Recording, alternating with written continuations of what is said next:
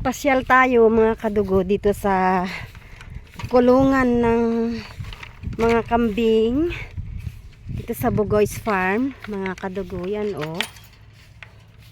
mga alaga ito ni Christian. Yan mga kadugo. Lahat ito mga kadugo ay hybrid na mga kambing. Walang bulog din ito pala mga kadugo. So bali dalawa na yung bulog niya. Yan bulog. Walang native mga kadugo. Ito naman yung isang bulog. Ayan. Ang laki ng mga kadugo. Bale ganitong oras ang pagpapalabas sa kanila. Mga 10:30 ganon. Nakakatakot naman din ni mga kadugo. Madamo. Ayan, yung mga binili nilang mga kambing, inahin at kasamang dalawang anak.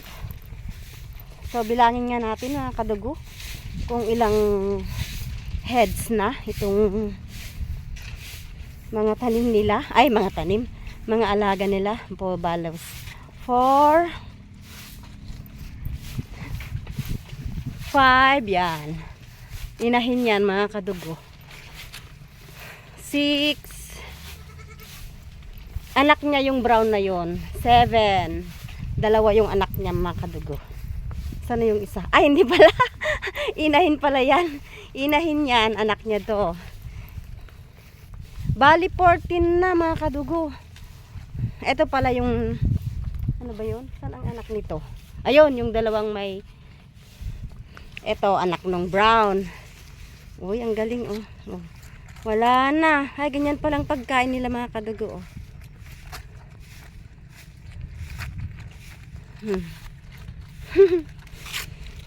Wala nang lumalaking dahon ng mga saging dito. Dapat tamnan nila ng maraming saging. Pagkain nila 14 heads mga kadugo. 3 inahin na 1, 2, 3 na may dalawang anak. So 9. Isang inahin na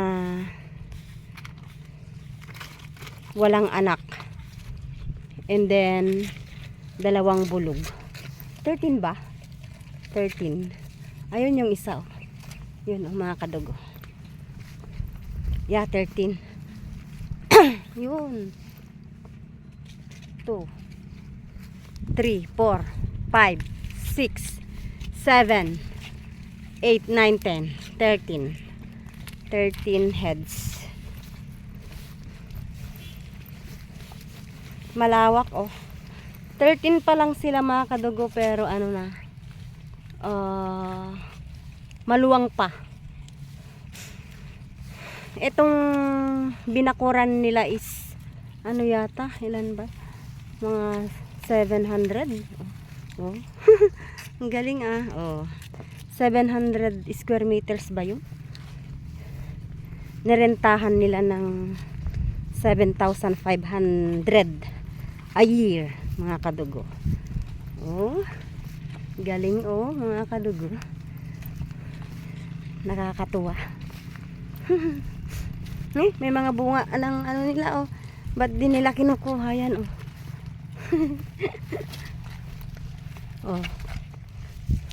Dati dito mga kadugo madamo pero ngayon wala na.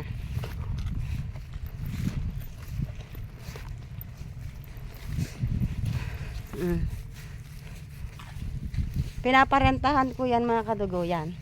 Yung 7,000 square meters na mga tanim namin ng lakatan. Yan. Ayaw nila. 70,000 sana a year. Ayaw naman. So, yun lang for today's video mga kadugo. Thanks for watching. Ingat po tayo palagi. Lagi nating tatandaan. Mahal po tayo ng Diyos. Hindi niya po tayo pababayaan.